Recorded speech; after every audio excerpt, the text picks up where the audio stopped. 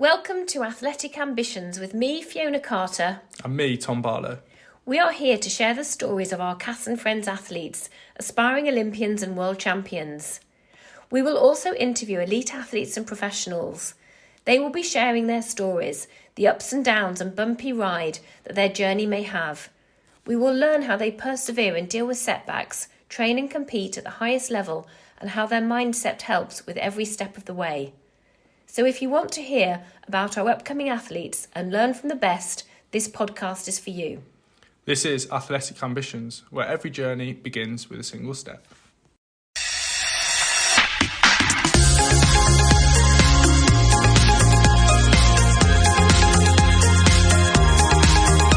Hi Claire, welcome to the Cass and Friends podcast. Hi, it is so lovely to see you this morning. So I'm going to do a little introduction first of all, and then we've got loads of questions to ask you. Questions about previous performances and previous events that you've done.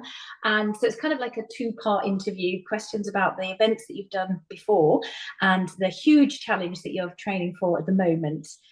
So we'll ask questions about those. But yeah, I mean, Claire is a brilliant author. I've read both of her books, event organizer and web designer, and mum. So just brilliant all-round person with so much in her life and always so busy.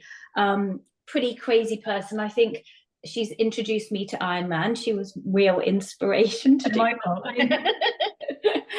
It totally is. It took Claire about 6 months to do hers. It took me 3 years to do mine. And you know, basically just the craziness is what I absolutely love about Claire. So huge inspiration to me. And I did one of her events a long time ago. I think it was the shortest event that you all organised. Was it the little pig or was it the big? The little it was the little pig, yes. So Claire ran a company called Brutal Events. Yeah. And most of the events in Brutal Events are hugely challenging, but I chose the shortest one. But it's still included. It's really hard running up a mountain and a bike was so. Yeah, it was hard for me. But yes, so a brilliant person, been through lots of challenges in her past. Been through addiction, but she's super proud of bringing herself through that. And you know, I think if I were Claire, I would be super proud too. So welcome to the podcast. Okay, nice. that intro was my intro actually, but ChatGPT gave you an intro, so I prepared for this podcast. ChatGPT. So I'm going to read that and then we'll get on the questions. So ChatGPT said, when most people hit their limits, Claire Smith kicks harder. After finishing one of the world's most extreme endurance events, the double-deca Ironman, she could have stopped, but she didn't. Now, Claire is deep in training for the Arc de Triomphe triathlon, a soul-crushing test of mind and body that spans 3 countries and 1 unforgiving sea, which Claire knows a lot about. Today, we dive into the pain, the purpose, and the power it takes to become brutal Claire. Oh, wow. Oh, my God. I like the soul-crushing thing. Oh, wow. It does feel like that, doesn't it? It does actually. Okay, so yeah, 2 parts of the interview. The questions about the events that you've done in the past. So you've done the double-deca Ironman, just insane. Tell the audience what a double-deca Ironman is. Okay, so it used to be that Deca was like the longest triathlon, and a Deca is 10 Ironmen in 10 days, or if you do it in the continuous format, it's the equivalent, which is 24-mile swim. Hang on, I've got to get this right. Yeah, just for a standard Deca, 24-mile swim, 1,120-mile bike, and then 10 marathons. For a double, you're obviously doubling all of that. Again, you can do it in the 1-a-day format. I find that quite challenging, so I actually prefer it in the continuous format, which is, I think, the hardest. I think that's kind of agreed. I like the continuous format because you get a bit more leeway in terms of managing your time, if you like. Okay. 1-a-day format, when you're doing an Ironman every single day, you've got to finish that Ironman before you start the next one. Yeah, and you've got to do it every 24 hours. Yeah, do it every 24 hours, and sometimes it's 20, depending on the race organizer. So it can, if you're having a bad day, wow, you can get a bit unstuck. So that's because I'm a bit of a slower athlete, so it can be problematic for me. But the continuous format is still very difficult, but it's something I can manage. So the double-deca was a 48-mile swim, 2,200, and I'll get this wrong, something miles on the bike, and then 20 marathons back to back. That is absolutely bonkers. I mean, it is. I mean, even just saying an Ironman is a bit crazy. I mean, it's just literally insane. So do they give you a cutoff for that? Do you have to do that? Yeah, there was a cutoff, and I think it was I think I did it in 27 or 28 days or roughly. I'm not very good at remembering my times, but I think I was sort of within like a couple of days of the cutoff. It was a little bit slower than what I thought I could do, basing it on the deca that I'd done before and stuff. But obviously, I mean, double.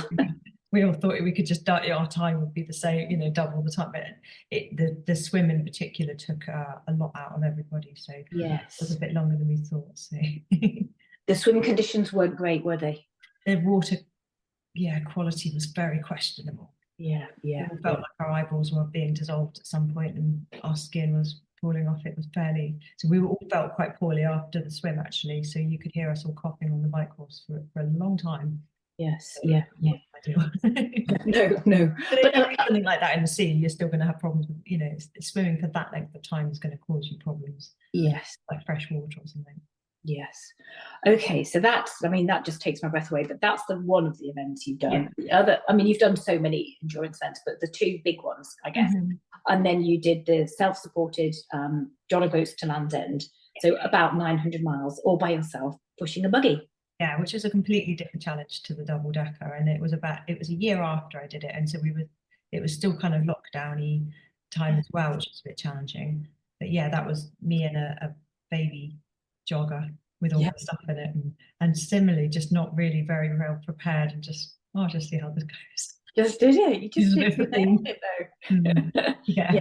No, that was brilliant, because I think you had trouble with the heaviness of the pack, didn't you, and just lugging everything on your back. So it was inspired. Who had the idea, or where did the idea of the buggy come from? Well, I kind of knew from the minute I had the idea that I was going to have to, it was the best idea. You know, I had a real gut feeling, but I was fighting it because I just had this image of me looking like a lunatic with a pushchair. And I knew that I'd get a lot of stick for it, be like, oh, crazy Claire, where are the cats and all the rest of it. And I wanted the rucksack. It looked cool, but I was doing the training. I was doing some recce's on the coast path, and it was absolutely breaking me. And I just thought, you're not going to finish this. You've got to be realistic. And eventually, and then I tried to find like a polk, so it would look cool. That just didn't work. So it was then went on to, you know, Gumtree or whatever it was, Facebook Marketplace, and put it in, found it. And of course, it was perfect. It was the ideal solution. And, you know, I was able then to take the kit that I needed. You know, it was hard enough challenge anyway without having to carry everything on your back. So So that was 900 miles. How many days did that take? And I was quite proud of this. It was 23 days and X amount of hours, because I was trying to get under the 24 days for no reason particularly. It just sounded bad. It's good to set a goal though. It's good to set, because then you're a bit more focused, aren't you, on the days? You're like, well, initially I had set a stupid goal, and my friend, who's always right, he was like, that's just, you're not going to be able to do it. Because I was like, I'll do a double marathon every day, and he was just like, you won't be able to do it. And the first day I did, and then I woke up the next day and just thought, might have to rethink this. Plan B. So yeah, I can't remember the initial plan, but yeah, it was a bit longer than that. But that's good, isn't it, for our athletes listening? Plan B is often what happens, and it doesn't matter. Plan A, Plan B, and Plan C is quite often. Yes. Yeah, I think with the double decker, I had completion, obviously the ultimate. I also wanted to smash the swim, which I actually weirdly did. And then I wanted a podium place, which, when there's not many women in it, it's not but it was still, I still had to, you know, work to be on the podium. And I managed to get all three, but ultimately there were three goals and at some point I didn't think I'd get on the podium, you know, so, and then it's like, okay, well, I've got to drop that goal, but I've still got that goal. So it is important to have multiple goals. Yes. And I often say to the athletes I coach, goals that are completely in their control, like, you know, people have just won the London Marathon, haven't they? So they probably had time goals, but with the weather, that's then out of their control. So they have to have something inside their control as well. It's so important to have that, because if you have one goal and it's huge and you miss it, and it can break you sometimes, and then you can almost get into a negative situation and end up, you know, DNFing when you could have finished. So yeah, I think that's very important. Yeah, Cool. Okay, so let's go through some of the questions. Okay. So, you know, sorts of things like when you are in the midst of it, and it doesn't matter which one you answer the question for, like when you are like, I can't even remember the mileage again, but 2,000 or 3,000 miles into the bike ride, let's say. Yeah. Well, how are you feeling? And, you know, what, everything's hurting. I think your back was probably hurting a bit. And, you know, that's on the double decker, but what do you think, what goes through your mind and how do you keep going? I don't tend to look at it in a mileage format for a start. So it's kind of like days, or and I think the biggest thing for me is that I'm always breaking it down. I try not to look at the bigger picture, and that's for every event that I do.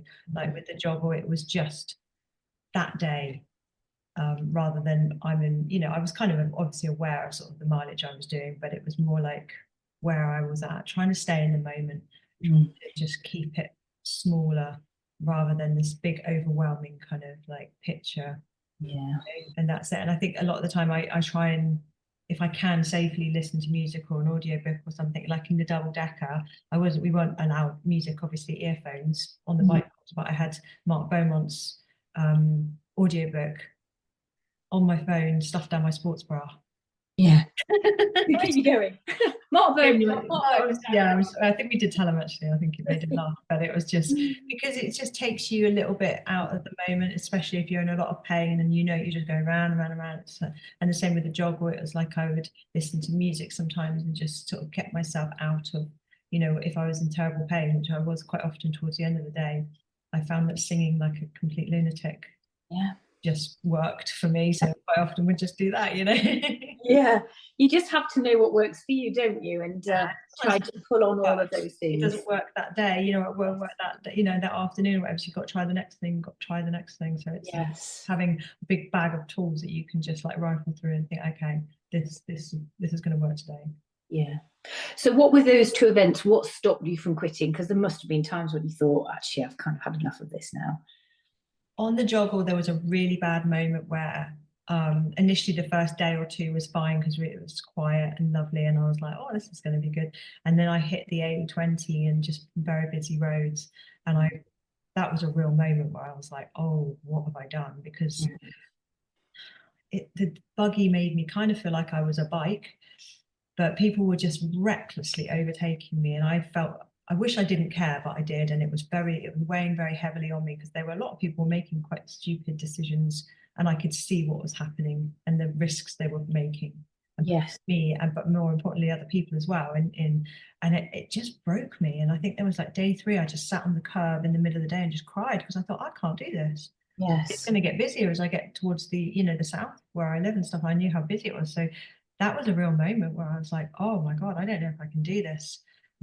Luckily, Gavin, who now has taken over Brutal Events, lovely bloke, he kind of stepped in a little bit to help out with just adjusting my route on a daily basis. Because I'd taken the world record route, which people used with support. Yes. On my own, just like, you know, trundling along with a pushchair. So we had to change it, and we had to make the event longer, which was hard mentally to get my head around. It meant that I could finish it safely, and not putting other people at risk as well. So that was a real moment with that one that I thought, oh my God, I don't know if I can actually do this. Yeah. So how did you feel when he rerouted you down some steps? I seem to remember you had to go down some. Never let him forget. That was horrific. It was very funny, and actually that day I managed to really stay in a very positive frame of mind despite going down into this ravine. Getting to the bottom of it, covered in sweat, and had to unpack the buggy to get everything down. I got down to the bottom, and then there's this big pool of water, and it's just getting like, you know, deeper and deeper. I was like, Gavin, I can't get across this. He was like, you sure? And I'm like, no, I can't. Unpack the buggy again, take it all back up again. Being like, I will stay positive. It was actually quite funny, but I can see you seeing the funny side of things like that, sort of, you know, the really, really difficult things you just have to just laugh at, don't you? Whereas the road situation, you thought you can reroute yourself. Okay, it's longer, but you've got a plan B there. Once I had that, I got my head around it all, I just felt like, oh, brilliant, because I wanted to do it so badly. I wasn't looking for ways out, and I just felt, you know, thank God that there was options, and I had a bit of support as well. It was good.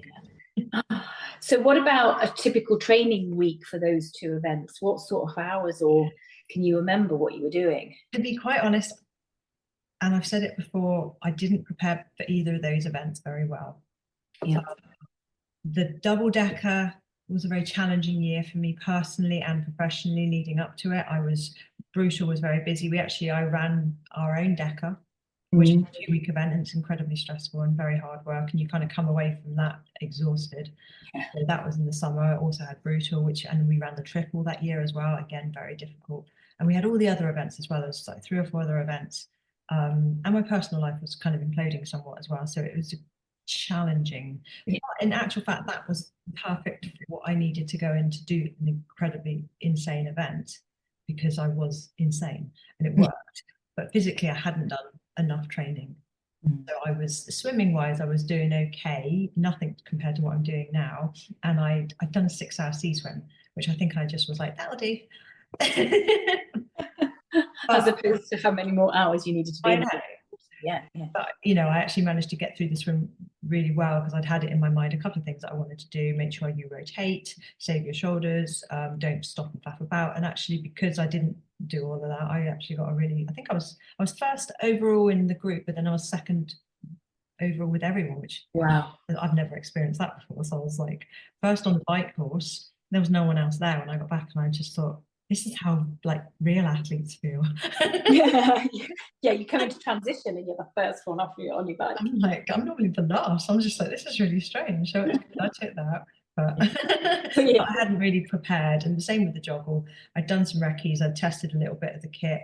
I hadn't really prepared enough for it, and I've got to be hands up about that, because it's like, there's no point in lying. no. Well, but also it shows the amount of endurance you have in your body, and the determination to do these things when you've maybe not prepared quite as I've had to rely mentally, because physically I haven't quite had it there in the bank. So and a lot of these events, because they're so long, you kind of train into it. I think it's like with like rowing the Atlantic and stuff. So many times I hear, oh, I barely did any rowing, because it's like they're going to be on the water for so long that by the end of the first week they know how to row, and they need to do it again a month later. Smash their first time. Exactly. They're super fit. And athletes always talk about their fueling and during these crazy events as well. So joggle, I guess you were having to stop and buy your own bits and bobs, so whatever you fancied. And co-op became a really big thing in the joggle, and it was just, I mean, a lot of fruit and cakey bits, snacky bits, pot noodles at the end of the day. Because I mixed it up between sleeping where like sleeping rough in fields and stuff like that, which I was, especially in Scotland and further up the country, was easier. As I got closer to the south, it became far more challenging. So I would have some nights in Premier Inns, also just to break it up. If there was, I'd say to Gavin, what we're looking at, and he'd be like, "There's no hotels, Claire," and and I'd be like, "Okay, I'm in a hotel, it's fine." But every now and again, under a bush. Yeah, exactly. And I quite liked the freedom of the fact that if there was somewhere nice to camp, it meant that, and I was on my own, I didn't speak to anyone, I could just do my thing. It was nice. But there's sometimes to get a hotel and be able to have a proper shower and charge everything, which was really nice. And then also get a better meal. Yes. Because I mean, they're not brilliant, really, when you think about it. not for 24 days. No, and the same with the double decker, actually. They ring the pizza bell every day, so you would get some decent hot pizza. They also had chicken noodles. It was a bit like pot noodle, really, and they're just plain and simple, and I struggle eating a lot during these events, all the time, to be quite honest. And I like plain food. I like potatoes. I like just basic stuff. I'm not a big couldn't eat like a big fry up and things like that. So it was actually just basic food quite a lot. Sometimes people get ulcers as well in their mouths because they're having so much sugary stuff. Yeah, very much so, and start to feel a bit sick and things like that. I mean, it's unfortunate. I do lose weight with the very long events. I lost a stone on both of the joggle and the double decker. I can imagine, because not only that, you're just expending so many calories. It's just a deficit day in, day out, isn't it? You just physically can't eat enough. Towards the end on both of them, I was so sick of eating. Yes. I was sick of eating, and when you're going to do it, I just almost kind of gave up, really. It was, which is not a good thing. Not good for your energy levels, but yeah, no, it's always interesting about food cravings and weird things with endurance athletes, but just something that we've got to get through and just keep going with. What about sort of the emotional side of things? You went into the double decker knowing that you'd had some problems at home, and you were kind of almost bizarrely looking forward to the pain of the event to sort of, you know, mitigate the pain at home. Yeah. How did the event change you, do you think, either of the events, if it did? I think both, because I was able to finish both of them, it was definitely, and because they were both at a time where, you know, perhaps I wasn't super happy, they both gave me this kind of sense of peace that I get from when I complete something, especially something that's quite challenging. And through both of them, there was multiple times when you'd just be like, stupid things would happen, that you just really question, you know, like, and have to get through, you know, joggle particularly, but even on the double decker, it was definitely, I think we called it the adventure decker, because it was just like, there were so many things that happened that were just like, you wouldn't expect and probably shouldn't have happened. And you just had to get through them, get through them whilst memento, you know, keeping going, ticking off the laps and the miles and stuff like that, and remaining positive and stuff. So it's like you come out of those, and once the dust is settled, you can kind of look back and think, especially the joggle, you know, I managed to kind of do something there that I was quite proud of. Yeah. I live in a little bit of a place in my head where I perhaps don't use the word self-loathing because it seems a bit heavy, but you know, I've definitely had that from a young age of not particularly liking myself. And I think that's where my alcohol problems kind of helped initially, but then obviously didn't in the end. And when I swapped the alcohol for this sort of stuff, it's something that makes me feel better about myself when I'm able to finish. Yes, yeah. I mean, I think I remember from your book there was mad storms in Mexico or something, and your tent was flooded, and you probably didn't expect flooded, and then we had there was a race, like an actual like mass participation 10K at one point. And we all just went to bed, and you can't sleep because the guy, all the music and stuff like that. But it's like, this is insane. And then one of the worst things was in the night, they'd come around, the park guys would come around and spray, I think, for mosquitoes. Really quite poisonous chemicals. The kind of that you'll think your brain's going, no. Yes. I feel like I'm on the bike, I need to breathe. How can I not breathe? But lots of little things like that where you just think, oh, okay. How am I going to get around this, you know? Yeah. But such good learning, such good to come away from that and go, I can kind of fix all these problems. I can find solutions, I can get around them. And yeah, that's it. It's just having that confidence that this sort of stuff brings you, especially the joggle. You know, you can see I got from there to there, and I overcame quite a lot in that time, and most of the time I was positive. Most of the time. And can you think of any times where you've used those learnings in since then, whether it be in business? Oh, yeah, absolutely. I mean, the whole thing that I have is that there are two things, you know, it's breaking stuff down, and I use that day to day. If I've got a very busy day and it's a bit overwhelming, you know, I will just break it down. And the same with training and stuff like that. It's just like, break it down. Don't look beyond half an hour. Sometimes if it's really bad, don't look beyond 10 minutes. It's, you know, and then that looking for the positives all the time. You know, you can be super low, you can be in a lot of pain, you can be absolutely miles away from the finish, but you try and find something, and it's a real struggle sometimes. It keeps your mind busy, but you can always find something to be positive about, I think. Yes, even if it's just gratitude for being there, because some people can't be there, can they? That. Or you've got a green jelly baby. Yeah, perfect. I don't like the green ones. Oh, if it was a red one, I'd be okay. Okay, well, I like the green ones, but it's sometimes just something really simple. Other times, yeah, it's a stunning view if you're on the coast path and feet are screened, but the view is incredible. And like you say, there's people out there that you can't do what you can do, and yeah, definitely. Yeah. So when you did those two, they were quite self-supported. Obviously, you had Gavin kind of on the other end of the phone on joggle, but Mexico was pretty much on your own, wasn't it? But because it was a kind of race, there is a small select kind of community with the really crazy ultra triathlons. And so, yes, I went there on my own. My girls who did it with me, you know, Shanda, Laura and Georgetta, of course, we all support each other. Yes. And there was definitely and Leah as well, who was doing the DECA that year. And so we have this kind of little crew where we're helping each other. Joey, who did a DECA in Switzerland, lovely friend of mine, he helped us all a bit on the swims. He was just kind of there, and he made me some noodles at some point, which is obviously a huge help. And again, Jade, she's a medic actually, she was there as well. So she got me some painkillers at some point. So as much as I definitely felt like I did everything on my own really, but every now and again they'd be there just to be like, are you okay? Can I get you anything? Which makes a huge difference.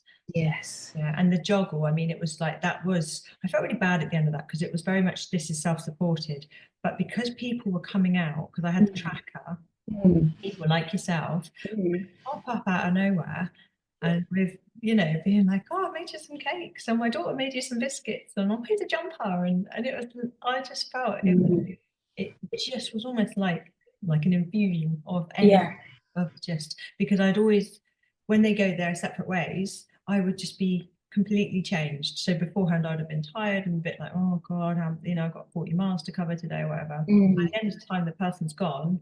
Oh, different. Feels different. Yeah, that's nice. So it's interesting, isn't it, where the support comes from? Yeah, I think these ultra endurance events, even your competitors, like you say, you're supporting each other. You don't get that in the local 5K, do you? Absolutely. You're treading on each other's toes to get out of the way or whatever. Yeah. There was one, and it's kind of like it would be like an urban legend in years to come, but it actually happened. There was a guy, I can't remember his name, he's lovely, he's a dentist, I think Spanish, and one of the guys who was actually very fast and kind of quite, racing, he fell off, and this is Mexico years ago, but the dentist guy was just doing his own race, the DECA or whatever. This guy, when he fell off, he smashed all his face up and obviously had some dental problems, and the dentist guy fixed him. No. Getting serious, how with putting him back together. And then I don't know if the guy completed his race, but the dentist came back and finished. Oh, I probably have got all that mixed up, but it was basically, that's the kind of crux of it. And that kind of summed up that ultra triathlon and ultra running as well, you can actually rely on other people and they will help. Yes, and it's a bit like that year Des Linden won the Boston Marathon when she helped Shalane Flanagan a little bit. Yeah. I think that's probably one of the reasons why she won it, because she got all that energy from helping somebody else. And like your dentist friend, yes, it might have cost him some time, but he probably felt really good about himself afterwards and carried on. And it's more about that. I think it's like, there's a lot of people in ultra triathlon that they're not really there to win or anything. They're very much a personal journey, and so it's and helping people, getting to know people, and you get very open in during these sort of events. You might meet them as strangers, but by the end of the 2 weeks or 4 weeks, knows everybody, and all the deepest, darkest secrets. You do, yeah. So nice. That's what I haven't done such endurance things, but I'm looking forward to doing them in the future to get that experience. You will, and you'll make friends that I don't see some of my friends for years and years, but I can guarantee that when I do see them, we'll just be straight back to where we were. Yeah, no problems at all. I love that. In the depths of sore skin. Yes. Brilliant. And what about, how long does it take you to recover and sort of feel normal again after these events? So the joggle and the double-deca, there was definitely a few days where I felt physically kind of quite weak. I remember with the joggle standing to brush my teeth the day after and thinking, this hurts, my feet hurt. I'm standing and it hurts, and it was kind of a bit, and the same with the double-deca. The double-deca, I was very keen to kind of get back to stuff, and I remember going for a slow run, and one, I was shocked because it was winter and it had been summer when I left and my brain just couldn't compute. Yeah. Two, I was running and thinking, I can't feel my feet. Because of the nerve damage, and I've still got it to this day, to be fair. I do have problems with my feet sometimes when I'm running. Yeah, they're not happy. Not quite normal yet. It's still a bit like it, but it's like, so there was definitely with that. And then it was like the appetite is difficult because you've been eating very small amounts for such a long time. You want to eat, your brain's like, oh, that looks really nice, and you eat a bit and then you're like, oh, I'm full up. So it's a bit sort of, it's difficult with that. Yeah. Good few months though, isn't it, to recover and get back? Yeah, I mean, I wouldn't have said a few months, but probably if you looked at everything, it would be. Yeah, okay. Yeah. For sure, a couple of weeks. I mean, the sleep, it's difficult when you've not the joggle so much, because I used to have quite decent sleep breaks with that, but with the double decker, you're sleeping for a few hours at the most, and then you're straight up again. So when you come back home, you kind of have that. Yes. I think they all had this kind of like horror. You wake up and you're like, oh my God, how many laps have I got to do? And then Yes. no, I'm not home. It's okay. No, I'm I can snooze. But lots of people have that, and that's a very strange thing. Yes, a bit of PTSD on some sort of weird. It kind of is, actually. Yeah. Yeah, for sure. And we spoke about, I remember meeting up with you, and we spoke about like what were you going to do after it to have like to stop the post-race blues. I think you might have been going off to the spa with your sister and mum or something, or with your mum. I can't remember what you were doing. There's a lovely spa in Broccoli. It's quite expensive, but we do. It's really nice I do like to kind of have some little things like post-awful challenge just to focus on. I mean, the double decker, I just wanted toast and Marmite and a cup of tea, because I've not had either of those for a month. Then I felt so wrong. Nice cup of tea, yeah. And you kind of crave normality, actually. I remember with the jogger, I just wanted to sit on the sofa with the cats, with the washing machine going. I don't like the washing machine, it's not, but it was something, just complete normality. That is what I was craving. Yeah, brilliant. Claire, let's move on to your next one then. Let's move on to the biggie. I say the biggie because those are the two are like insanely big. This is big in a different way, isn't it? Maybe not. I mean, actually, it's quite short in terms of compared to the other stuff I've done. It's got a big bit in the middle. Be like 3 or 4 days, which seems like, why are you worried about this? Yes. We will delve into why you're worried about it. So what made you choose it, the Arc to Arc? We'll tell everyone what it is. And then the Arc to Arc, okay, so it's a run from London Marble Arch down to Dover, and then you swim the English Channel, and then you cycle from Calais to Paris. Yeah. So if I say it quickly enough, I don't think you have to.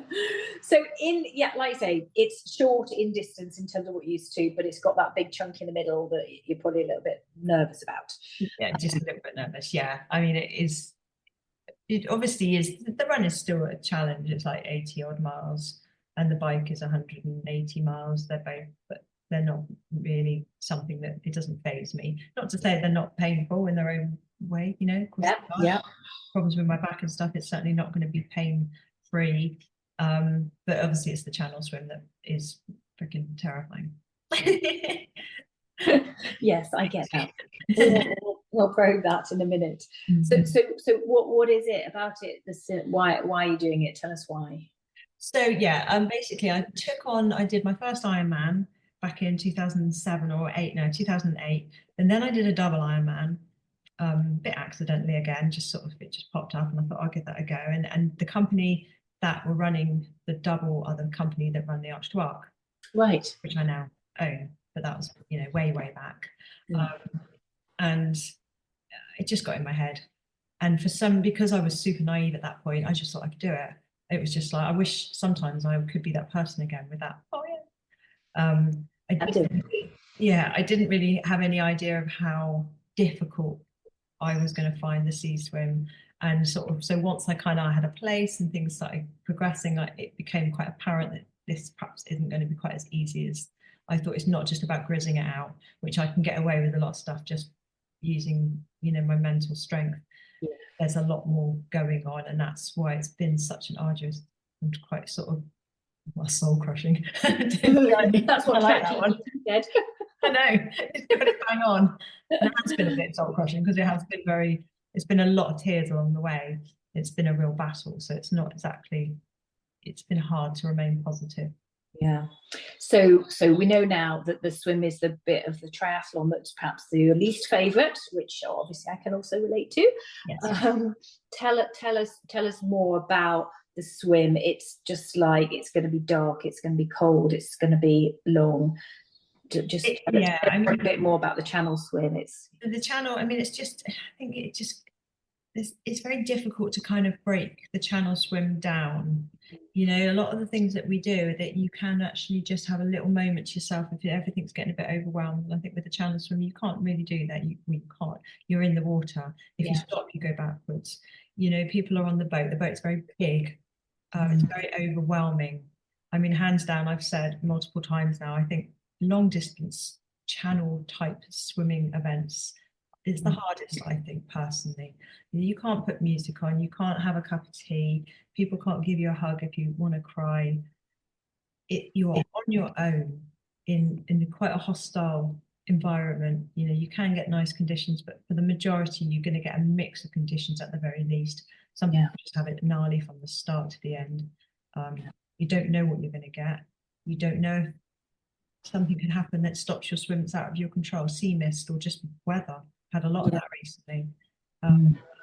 You have to be incredibly strong mentally to stay in that water, because you're being deprived of sort of social, you know, you can't talk to anyone. You're in your own head, which for a lot of us isn't the favorite place to be. Yeah. You're cold. Even people say they might not feel the cold, they'll still be cold, different levels of coldness, but no one's warm in the English Channel. Yes. So, you're struggling with sickness, you're struggling with jellyfish stings if you're a skin swimmer. God, the list goes on. It's freaking hard. Yes. Yeah. It's brutal. It's brutal. What are you doing to prepare this time? This time I'm actually training. Yes. I thought that might be. You are being really prepared, aren't you? A bit different. I'm going to be a bit wild and just actually do some training. Yes. So yeah, I've now got a coach, which I've been, I'm working with JC since, I want to say November. I think he let me do the Mallorca trip, and then we kind of got down to it, and yeah, so he's been increasing my swims, and now obviously we can start doing some open water stuff, and obviously the running is playing into it as well, and a bit of cycling, but we're mainly focusing on the swim because we know that that's going to be the crux of it for me. So I've tried to put some weight on. It hasn't worked. Surprise, surprise. I'm trying now just not lose anymore. Yes, yeah. To just keep eating. Yeah. So has my speed improved a bit? Am I stronger? Yeah, I definitely say so. The next block of training now, the sea's warming up, will be the biggest thing for me, I think. Yes. Yes. So tell everybody how much training you're doing in swimming at the moment. You're in the pool sometimes twice a day, or you're going to the pool and then you're going to the sea in the afternoon. Yeah, exactly. Yeah. So I think I think I looked at not last week, maybe it was the week before. It's like 25,000 meters, 20 to 25,000 is kind of where we're heading to at that point. But yeah, sometimes it's a 2-hour swim in the morning, a 2-hour swim at night. It's hard to find pool time for 4 hours. I have done it times, but a lot of the pools around here just don't offer that anymore. So it's like I can get 3 hours. Yes. Now with the sea, I can almost do a couple in the pool and then a couple in the sea. So now the sea will start ramping up, and it will get to a 10-hour swim. Yes. In the next, not a few weeks, because that'd be awful. But like 8 weeks. How many days have you got till it is? How many more days till the event? Is it like less than 70? Or not like I'm counting on. Oh my God, it probably is actually. I'll try not to. I think it's going to be something like that. 63 days. 63 days. That's when my little window, my window opens. So 63 sleeps. In either second. So what about swimming in the dark? Are you swimming in the dark at all in those? Yeah, and I always say that actually I don't think we will do a test for this, because the problem that I had is because when I did my first attempt in 2023, the conditions weren't particularly favourable, and I think a stronger swimmer with less issues than me may have been okay. I was not okay, and what it actually did was make a lot of my problems worse. Yeah. And it's not helped. So there is a little bit, and again, I don't want to, it's like PTSD, but there are a little bit of dark water, diesel fumes, lumpy. I get quite, it does concern me a little bit with that. So we're going to kind of try and recreate that, and try and recreate a positive night swim when I'm jumping off the boat into the dark, to kind of not eradicate that, but try and kind of create a new memory rather than the last time I swam in dark water. So yeah, there's a little bit of that. I want to say that I don't think swimming in dark water bothers me, because I don't think it does. Conditions would on the edge of not being particularly swimmable either. But Yes.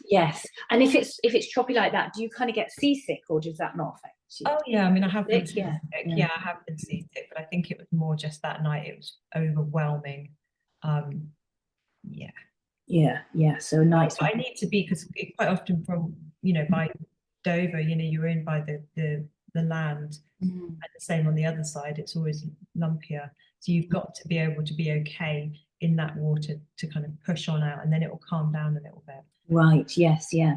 And maybe.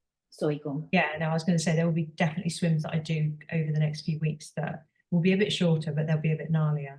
Yes. It won't be just about building up the time and the temperature. It will be, okay, it could be like this for an hour. You've got to be okay with swimming in this sort of conditions for an hour. Yes. Brilliant. I guess you just got to try and simulate as much as you possibly can in training, as you would in any other training. Exactly, and be okay. I mean, I've done some swims with Kate Mason, who was one of the Arc de Triomphe finishers, the oldest lady to finish it, and she took me out once, just down the road here, and it was like proper, like crazy. And I was like, no. And she was like, yes, let's just go and have some fun. And it was amazing. And I remember just feeling like I was in Baywatch or something. Yes. But I came out of it, and it was like a half an hour swim, but the confidence that I got from that, Yes. I always remember that. And I think you were good now. And I did a 6 hour with Eddie, the previous owner of the Arc de Triomphe, the first guy who did it. And the first bit of the 6 hours was fine. That when we came back, it got gnarlier and gnarlier. And I remember looking at him in the kayak, and he was being thrown around. But I was, in my head, I was just so like, I've got this. Yes. I was so like, I'm going to get to the end. And he was actually quite impressed. And so it's about building up positive experiences to kind of almost like, fade the other ones away, if you like. Yes. Yeah. No. 100%. Tell the listeners how the event is done, so that you do your run and then you get a window, don't you, to get in the sea? So you get a 10-day window for your Arc de Triomphe. Within that 10 days is the 6 days in the middle, and that's your channel swim. Right. That's like, with the pilots, basically. So when the pilots contact us and say, right, it's looking good on maybe the 3rd day or something, at 2 o'clock in the morning. So Claire's going to start her channel swim at 2 a.m. on Wednesday. Yes. I'm thinking, right, I want to do a 24-hour run walk. Yes. I'm going to need 12 hours rest. Yes. Have up to 48 hours. We often say don't take full 48 if you can help it, because the weather can change it within that period. The shorter, there's a balance. Yes. Yeah. So then at that point, I've got 36 hours that we work back from that 2 a.m. start. That will be the start time for me meeting everyone in Marble Arch, starting my run. Yes. Yeah. That's the roller coaster that you're kind of on at that point, and it's a bit scary because once you start, that's it. You're going. The time is ticking, isn't it? Yeah. You So can't sort of stop. It's a little bit like, okay, Yeah. No. And this one, you've got more support because you've got your coach, JC. He's going to be there, obviously. Yeah. And then will you have a bit of support on the run? Yeah, I have a few other people helping me. I'm not a big crew kind of person, as I've done, a few things on my own in the past. This is not an event you can do on your own, but I like to keep the crew quite small. So it will just be a few select people on the run. And again, then there will be a couple of people in the boat while someone else drives the van across. You meet me on the other side. Yes. Yeah. And have you got a nice plan for what you're going to do in the 24 hours after the run? How will you recover? It'll be 12 hours after the run, and it goes incredibly quickly, and it's not long. No. I could take the full 48 hours, so you like 24 for the run and 24 rest, but you've got a chance of the weather changing quite a lot then, and it's better not to take 48 hours. No. In our experience of running it. Yes. And personally, it's also 24 is sometimes a bit long. You kind of like, let's get going. Okay. Yeah. Will you sleep at all? Will you try? Absolutely, definitely sleep. And obviously, you stop and shower, try and eat some food, have a sleep, get up, eat some more. And then, before you know it, you're meeting the boat pilot. Yes. And it makes me anxious talking about that. Yeah, it's just making me anxious. Oh my God. Both of us are now going a bit crazy. So I mean, we talked about, with races, there's certain things you can control and certain things you can't. You've just got to be problem solving and dealing with the conditions as you go, haven't you, really? Yeah, and there's so much or the weather kind of conditions. You just got to really be able to just do it in the moment, haven't you? Yeah, and I think that's the biggest thing with the channel, biggest thing with a lot of these kind of events, but the channel specifically is there's so much out of your control. So what can you control? And I think for me, the biggest thing is, there's a big thing about channel swimming is you swim feed to feed. And that's key. And again, it's just breaking it down. And it's almost like you do not look beyond the next feed, be that 30 minutes, 40 minutes, whatever it is that you're feeding on. And you just focus on that. Yeah. That's the only thing you can do, I think, with channel swimming. And then what happens then, if the wind picks up, well, how long can you keep swimming for? I mean, or how long before the pilot has to call it because it's bad, or sea mist can stop swims. There's a lot of stuff there's nothing you can do about it. Or you run out of steam and you're then at that point where you're not making any progress. And then there's some serious conversations to be had. Can you pick the pace up? If you can't, your swim's over. So what can you do that's like within your control, where you can keep swimming as hard as you can without, keep maintaining a good pace. You can keep eating. That's really important. Yes. Drinking and peeing, because that's like a really important thing. Yes. And if you can do those sort of things, and then the crew will deal with everything else. And the other stuff is out of your control and there's nothing you can do about it. Yes. So it's but it's kind of like you've just got to I think when you're in the water, especially in the channel, when you've got waves coming at you and the boat's quite intimidating, you've got to really keep almost just reduce things down to very, very simple. One arm in front of the other. When's my next feed coming? Am I going to get jelly babies? Green ones, only green ones. Green ones. I have a tantrum. I'll be like 5 packets or 10 packets and just take out the green ones. Just out the green ones. I think I'll send you a packet of green jelly babies. Yeah, do it. So you can prepare physically. You're doing a great job with JC. You're doing all your training sessions and he's getting you to do all these simulations of all these situations.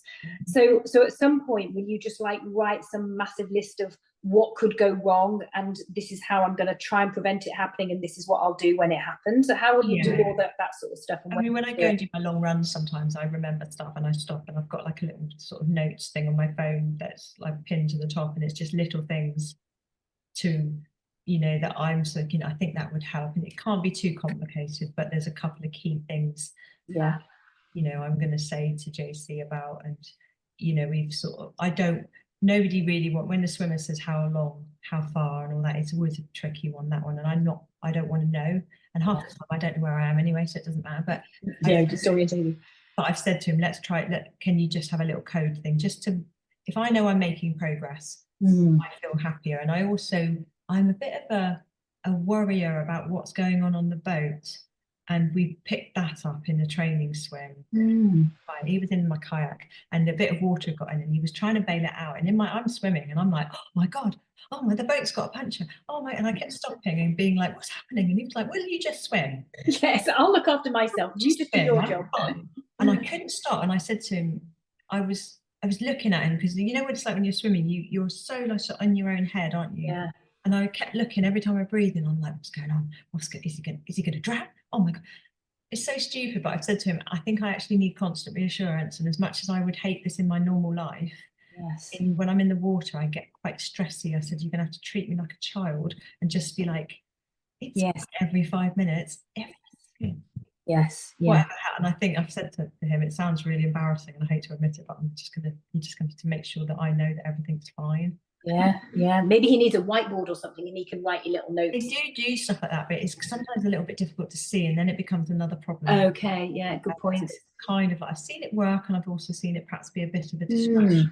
Yeah. I'm going to go for the thumbs up. Big hand gestures. You're fine, keep swimming. Yeah. Or food or whatever. Yes, you'll work it out. Yeah. Oh, that's amazing. And so how you're physically getting stronger, fitter, feeling strong, emotionally, how are you evolving and developing with this round? I mean, they're definitely having some wobbles. I had a really big one, I think it was last week or the week before, I can't remember, but I don't know, since then I've kind of been okay, and at the moment I'm quite okay, and I don't really know what's changed, but I'm not going to question it. I'm feeling like I'm doing the training. you know, the next couple of months, obviously it's going to be the serious stuff is happening now. You know, he shows me how well I'm doing in terms of the mileage that I'm building, and which is nice because I've never had that before. I've never been able to look back and go, oh, I've actually trained for this one. So nice. And he's such a great person to talk to about it and set you the right training. Yeah. Exactly. So it's like I'm doing all of that. You know, we're not worried about the run or the bike, obviously, but it's just kind of, for some reason at the moment, I just feel calm-ish about it. Yeah. You know, I just want it to be that I do everything I can, and then what happens happens. Yes. Oh, I almost think that's the nicest way to end on our podcast, because stay calm and stay prepared. Yeah. So just one last question though, will you write a book about it, do you think, or do you not know yet? The book's already, you know, there's a lot of words, it needs a lot of editing, but I've been writing this book for quite some time, so it's and I also want it to kind of encapsulate the story of the Arc to Arc, the actual beginning of it as well, because that's a really interesting story, and a few other people's journeys along the way, people that I've met. So it's definitely something I want to do. And like I said, I've been sort of journaling about it, if you like, reporting all the different camps I've done and all the different training and the ups and mostly downs. So it's kind of like, I will, you know, hopefully when everything's done and I'm finished and I'm happy, I can then compile it and make something. Yes, these are just the last few chapters then, aren't they? Be nice to make, because I'm just like, it needs to finish. It's going to have it finished in 8 months' time. In July, it's going to be finished, and the book will be when it's ready after that. Yes, hopefully. Amazing. Well, what anything else you'd like to add? Would you like to say anything else to these young kids that we're working with in Cass and Friends about motivation, endurance, keeping going, learning, anything else? And it's just that the Arc to Arc for me has shown, I mean, I've done a lot of things, I've failed a lot of things, I've also completed a lot of things, but the Arc to Arc is really bloody hard. But I think it's very important for people to see that just because it's really hard doesn't mean, you know, you have to give up. And it, from the outside, I don't know how my journey's looking, but in my head it looks awful, and I just think people must think I'm nuts. But actually, I've had to step back from that a little bit and just think, well, you know, this is the journey. It isn't pretty. Yeah. But, you know, every time I fail or something goes wrong, I learn from it, and then I pick myself up again and I move on, and I keep trying again. And, you know, if it doesn't happen this year, okay, well, let's learn from it, and what can we do? And I think that's the biggest thing. It sounds corny, but it's like, don't give up, but don't just, you know, fail and keep trying. I did that a lot in the past. You must learn from it. You must write a list at the end of it and go, okay, what works there? What did I do well? Why did I fail? And all that sort of stuff. So that's just to not give up, you know, the power in that. It's really good advice, just being resilient and having belief in yourself that you can do it. And I certainly have belief that you can do it, and you're gonna smash it. And we'll be watching you and following you and tracking you, because the great thing is, obviously, you can track people currently doing it. So we'll have to get this podcast out before you do it, and then there's many people listening, they can track it as well. Brilliant. Oh, well, thank you so much, Claire, for coming on.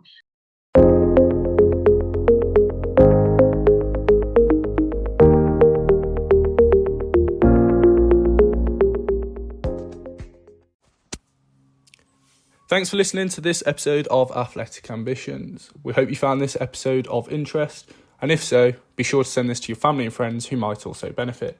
If you're interested in donating to Cass and Friends, the links are in the description, and we'll hope to see you in the next episode. Thanks, Tom and Fee.